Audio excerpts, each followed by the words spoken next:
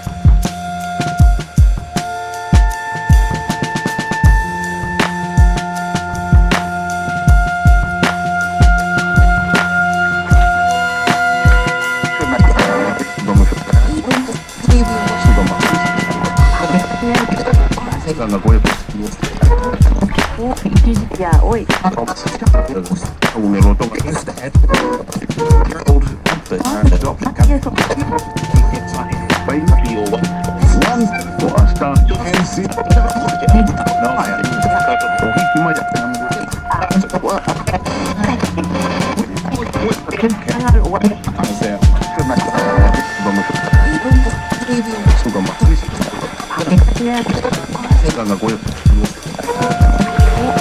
Ya, hoy. Un eloto. Eso.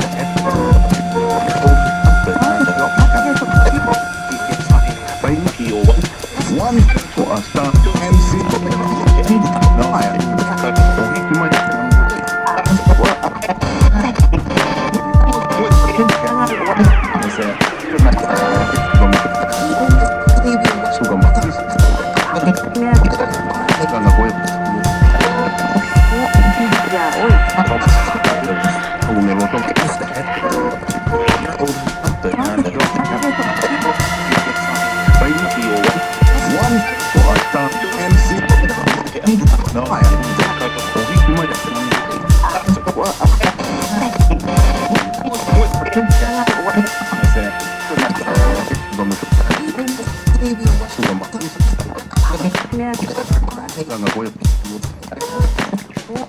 Ya, hoy. Un eloto.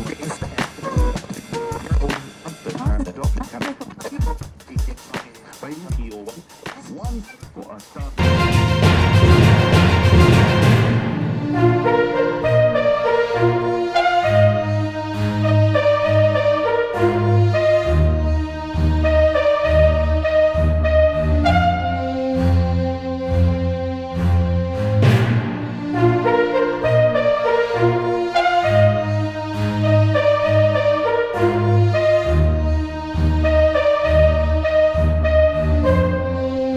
Ya, hoy.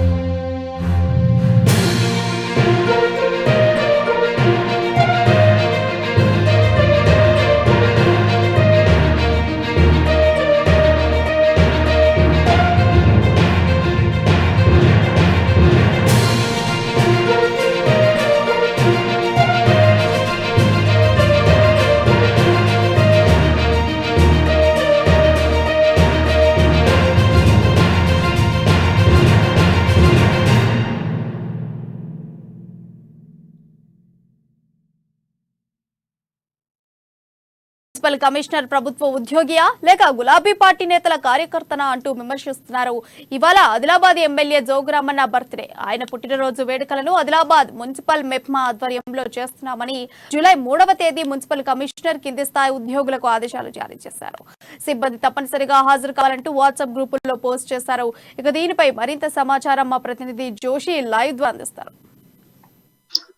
Good evening Sirisha. ఇక్కడ ఆదిలాబాద్ కు సంబంధించినటువంటి వ్యవహారాన్ని చూసినట్లయితే పూర్తిగా అధికార పార్టీ ప్రభుత్వ యంత్రాంగాన్ని ఎంతగా తమ గుబిట్లో పెట్టుకుంది అనడానికి ఇక్కడ ఆదిలాబాద్ మున్సిపల్ కు సంబంధించినటువంటి కమిషనర్ శైలజ వ్యవహారాన్ని మనం తీసుకోవచ్చు. అదే రకంగా ప్రభుత్వ ఉద్యోగుల్లో కొంతమంది, మొత్తము అని అనలేం కానీ ప్రభుత్వ ఉద్యోగుల్లో కొంతమంది అధికార పార్టీకి సంబంధించినటువంటి వాళ్ళ కనుసన్నల్లో ఏ విధంగా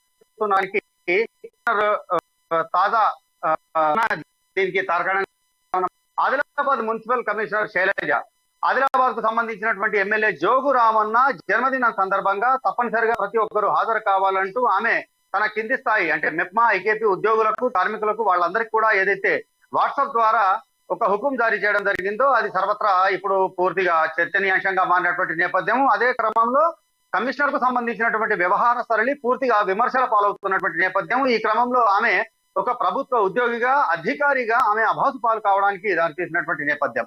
ప్రతి సంవత్సరం కూడా అందరూ ప్రజాప్రతినిధులందరూ కూడా తమ తమ వేడుకలను, జన్మదిన వేడుకలు కావచ్చు, వివాహ వార్షికోత్సవ వేడుకలు కావచ్చు, తమ అనుయాయులు, కార్యకర్తలు, అభిమానులతో చాలా వైభవంగా ఘనంగా జరుపుకోవడం అనేటటువంటిది వాళ్ళకి సంబంధించినటువంటి వ్యక్తిగత విషయం. కానీ ఈ యొక్క విషయంలో ప్రభుత్వ ఉద్యోగిగా వ్యవహరించాల్సినటువంటి కమిషనర్ శైలజ తన హద్దులు దాటి ప్రవర్తించడము, అలాగే తనకు సంబంధం లేనటువంటి వ్యవహారంలో పూర్తిగా ఒక అధికార పార్టీకి చెందినటువంటి కార్యకర్తగా వ్యవహరించడం అనేటటువంటిది విమర్శలకు దారితీస్తున్నటువంటి నేపథ్యం.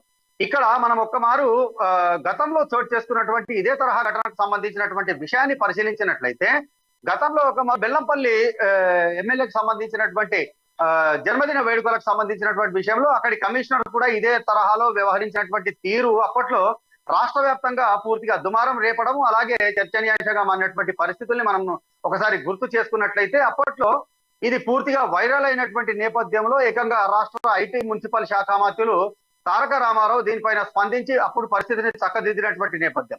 అయితే అప్పుడు ఉన్నటువంటి పరిస్థితులకు ఇప్పుడున్నటువంటి పరిస్థితులకు చాలా వ్యత్యాసం ఉన్నటువంటి నేపథ్యం. ఎందుకనంటే అప్పటికి ఎన్నికల ముంగిట్లో లేనటువంటి పరిస్థితులు ఇప్పుడు ఏకంగా ఎన్నికల వాకిట్లో అందరూ కూడా నిలబడి ఉన్నటువంటి పరిస్థితుల్లో మున్సిపల్ కమిషనర్ వ్యవహార సరళి అనేటటువంటిది రాబోయే ఎన్నికల్లో కొంతమంది ప్రభుత్వ ఉద్యోగులు అధికార పార్టీకి ఏ విధంగా సహకరిస్తున్నారు అనడానికి ఇది ఒక రకమైనటువంటి, అంటే ప్రజాస్వామ్యంలో ప్రజాస్వామ్యవాదులందరూ కూడా నివ్వెరపోయేటటువంటి ఘటన అని చెప్పి మనం దీన్ని పేర్కొనవచ్చు.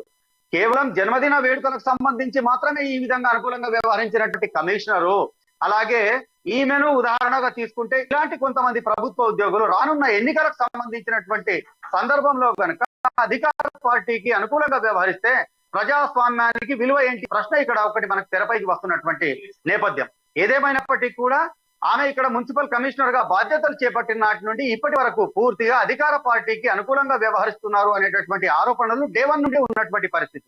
చాలా సందర్భాల్లో చూసినట్లయితే జోగు రామన్నను రాజకీయంగా ఇబ్బంది పెట్టేటటువంటి రీతిలో ప్రజల్లో దూరిపోతున్నటువంటి నేపథ్యంలో, అంటే ఆఫ్ ద రికార్డ్ గా చెప్పాలనంటే అధికార పార్టీ వారి ఆదేశాలకు అనుగుణంగానే కంది శ్రీనివాసరెడ్డి కార్యాలయం పైన ఆమె కంది శ్రీనివాసరెడ్డి కార్యాలయానికి గతంలో బుల్డోజర్లు పంపించి మరి అక్కడ ముందర ఆయన సొంత నిధులతో ఏర్పాటు చేసినటువంటి డ్రైనేజీని ధ్వంసం చేయించడానికి పురమాయించినటువంటి ఈ కమిషనరు, అలాగే కంది శ్రీనివాసరెడ్డికి సంబంధించినటువంటి క్యాంపు కార్యాలయం వెనుక ఉన్నటువంటి ప్రభుత్వ స్థలానికి సంబంధించినటువంటి వ్యవహారంలో ఆమె అనధికారికంగా, అంటే ఆఫ్ ద రికార్డ్ గా భయభ్రాంతులకు గురి చేయడము, మెంటల్లీ హరాస్మెంట్ చేసే విధంగా వ్యవహరించినటువంటి వ్యక్తిగా మనం ఇక్కడ ఆదిలాబాద్ మున్సిపల్ కమిషనర్ శైలజను మనం ఇక్కడ పేర్కొనాల్సినటువంటి అవసరం ఉంది. అంటే ఏదైనా కంది శ్రీనివాసరెడ్డి ప్రజల్లో మమేకమవుతూ రోజు రోజుకు తన యొక్క పరపతిని పెంచుకుంటున్నటువంటి నేపథ్యంలో ఆమె ఏదైనా అవకతవకలు కానీ ఇంకేదైనా విషయం ఉంటే అధికారికంగా నోటీసులు జారీ చేసి ఇక్కడ చర్యలు తీసుకోవాల్సింది పోయి కేవలం అధికార పార్టీకి సంబంధించినటువంటి వాళ్ళ ఆదేశాలు, అది కూడా మౌఖిక ఆదేశాల ప్రకారంగా నడుచుకుంటూ, అంటే చాలా సందర్భాల్లో ఈ క్యాంపు కార్యాలయం వద్దకు రావటము అంటే మెంటల్లీ హరాస్మెంట్ చేయడానికి పూనుకున్నటువంటి నేపథ్యాన్ని మనం ఇక్కడ గుర్తుంచుకోవాల్సినటువంటి అవసరం ఉంది. ఒకవేళ ఆమె పూర్తిగా అధికారిక హోదాలో వ్యవహరించినట్లయితే అదే క్రమంలో అధికారికంగా నోటీసులు పంపించి ఉండేటటువంటి వ్యక్తి, కానీ దానికి విరుద్ధంగా వ్యవహరించడం అనేటటువంటిది శైలజ అనేటటువంటి మున్సిపల్ కమిషనర్ ఎంతగా అధికార పార్టీకి వత్తాసుగా ఉంటున్నారు అనడానికి ప్రత్యక్ష నిదర్శనంగా మనకు నిలుస్తోంది.